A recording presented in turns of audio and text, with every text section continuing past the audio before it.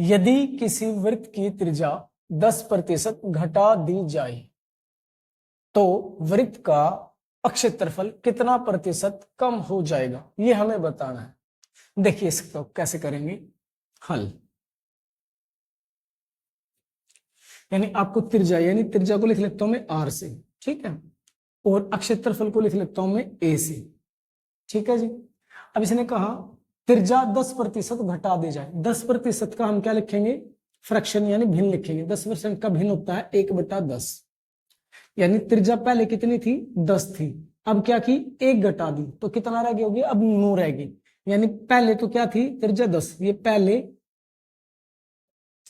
और नीचे लिख लेता हूं मैं अब कितनी रहेगी, पहले 10 थी तो अब 1 कम हो गई, कितनी होगी 9 होगी, ठीक है। अब करेंगे अक्षेत्रफल की बात। अक्षेत्रफल क्या होता है वृत्त का, वृत्त का क्षेत्रफल होता है पाई आर स्क्वायर, ठीक है।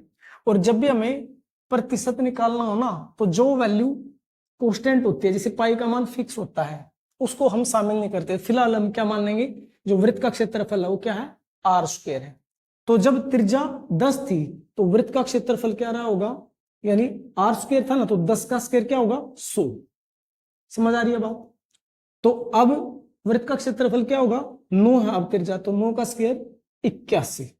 यानी जब त्रिज्या पहले जो भी थी तब क्या था अक्षेत्रफल 100 था, अब कितना है 81 है। तो कितना कम होगा, प्रतिशत कम हो गया बताना। तो कितना कम हुआ यहाँ पे, ये 19 कम हो गया। अब इसका प्रतिशत निकालना है तो 19 पहले कितना था 100, और प्रतिशत निकालने के लिए क्या लगाऊंगे गुणा 100। तो 100 से 100 कटा तो कितना प्रतिशत कम हुआ 19%।